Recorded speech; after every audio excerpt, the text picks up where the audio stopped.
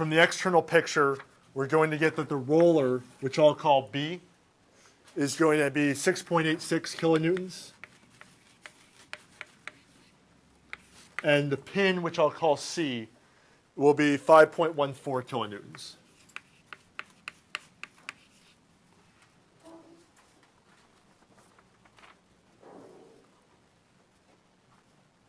So we can jump to the second part of the plan, that internal cut, which we can make that vertical cut that passes through point A.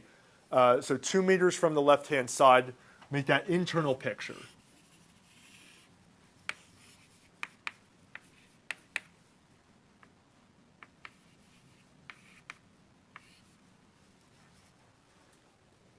So because this is a beam, we can use our standard assumptions for the beam. That V is down if we cut on the right-hand side. M is going to be counterclockwise. And we'll have that internal force P potentially acting there as well.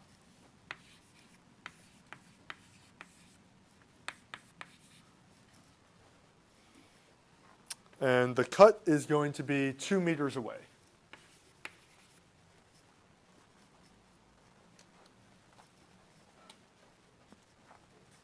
From the internal free body diagram, we find that the internal normal force is going to be 0. The internal shear force is 6.86 kilonewtons down. And the internal bending moment, we're going to get 13.7 kilonewton meters. So from here, we have to take these two internal loads, V and M, and we have to find what's the stress due to those internal loads.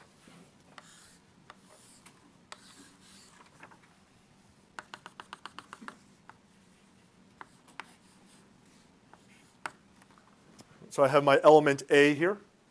And now I'm going to be facing that cut that I made in my first picture. So originally it was aligned with the x, y axes. So now I'm going to take this x, y coordinate system, and I'm going to rotate it so I'm looking at the face of the cut.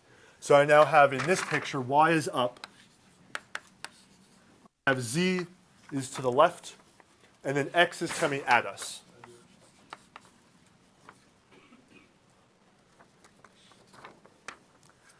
So acting on the face, I now will have my value of V, 6.86,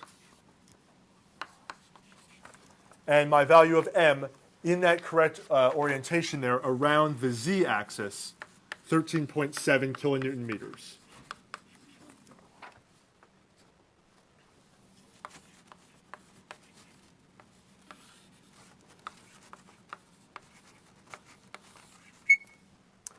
I'm told that point A is 75 millimeters above the bottom.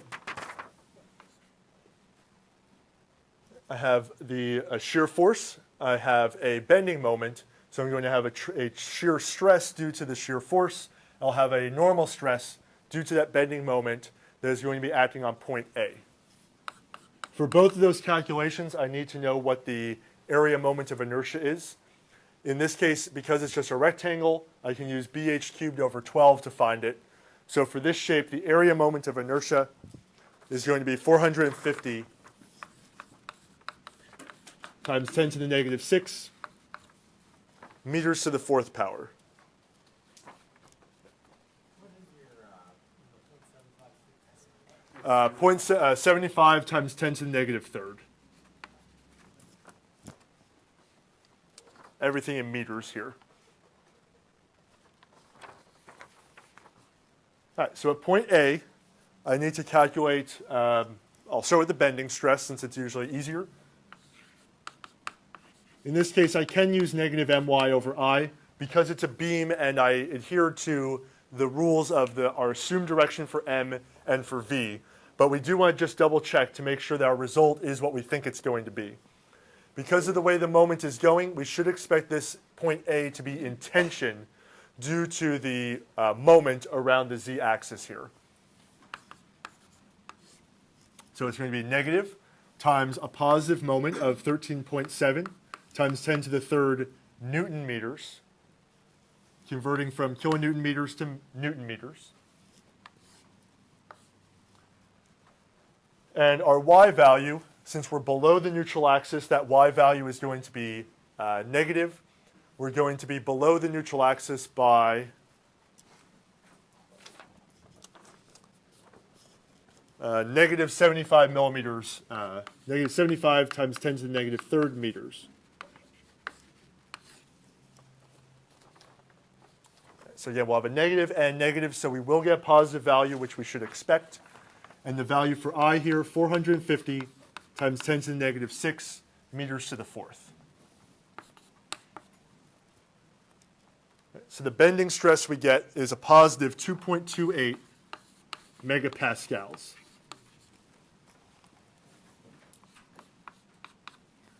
If I make a bigger version of the stress cube at A, aligned with that face, it's going to be, again, a tensile normal stress on this X face, 2.28 megapascals.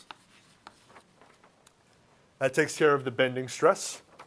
So we have a normal stress on the X faces due to that. We'll have the transverse shear stress, VQ over IT. And we already know that the value of V is 6.86 times 10 to the third newtons. And we found our value of I was 450 times 10 to the negative 6. And Q and T we can get from that mini shape. Again, we're cutting through specifically at A. So that plane is where I'm going to make that cut. So it is not at the neutral axis in this case. It's below the neutral axis because I'm not looking for the maximum shear stress. I'm looking for the shear stress at A.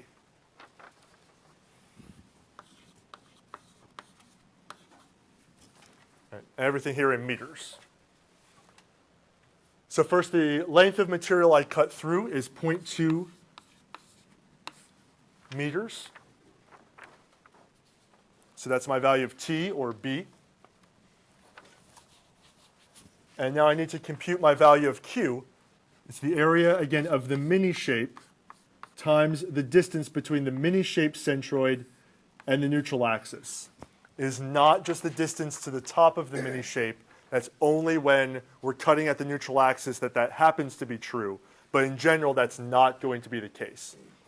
So the area of the mini shape will be its mini shape's height of 75 times 10 to the negative third times 0.2.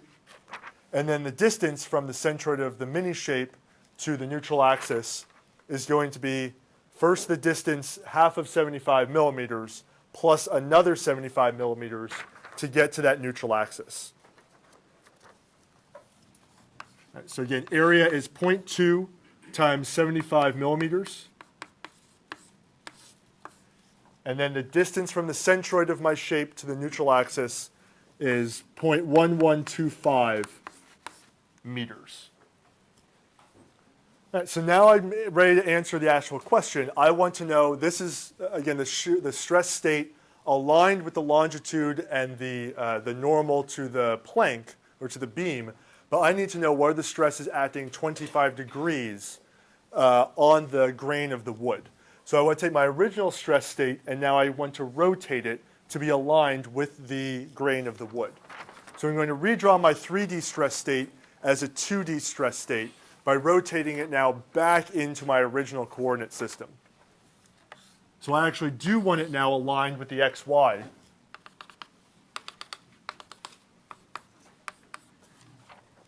And it's going to be in plane stress. So again, this is my coordinate system. I'm going to put it back into X right, Y up, and Z coming at us. And then we'll be able to see that it is indeed in plane stress. So I will take this and make that rotation. So again, on the X face is that 2.28 megapascals.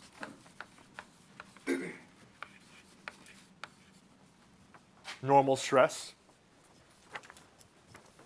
X is coming at us. I'm rotating it this way. So on that positive X face, I have the downward shear stress. I'll put everything here in megapascals, 129 times 10 to the negative third megapascals. That's my original stress state that's aligned with my the longitude of the beam, but I want to see how is this going to be when I rotate it now 25 degrees counterclockwise, so that now instead of being aligned with the longitude of the beam, it's now aligned with the grain of the wood. So for picture purposes, that's the grain of the wood going through it. This is my X face, Y face, taking it, rotating it 25 degrees to be aligned with that grain. This is my new X prime, or my new X face, and my new Y face. That's going to be 25 degrees. To make that rotation, I need to identify what were my original stress state. Then I can use my transformation equations to see the rotated stress state. So on my original XY coordinate system, my normal stress was 2.28 megapascals. My normal stress on my original Y face was 0. And the original shear stress in this diagram on the positive X face, it points in the negative Y direction. So my shear stress state from this perspective is a negative 129, I'll just write this, 0.129 megapascals. And I'm going to rotate it through an angle. Since it's counterclockwise, it's going to be a positive 25 degrees. Okay? At this point, I just plug it into my equations here. I'm not going to go through all the detail, but I know these 4 values. I put them in here, and I get that my new X face is going to have a normal stress of 1.77 megapascals. The new Y face will have 0.506 megapascal, and my new shear stress is going to be a negative 0.956 megapascal. Based on these values, I now want to draw what does my rotated stress state look like. So yeah, I know where my new X face is. Has a tensile stress, 1.77. My new Y face has a normal stress of half of a megapascal. And then my shear stress state is negative. So I need on my positive face, so for example, on my positive X prime face, it has to be facing the negative Y prime direction.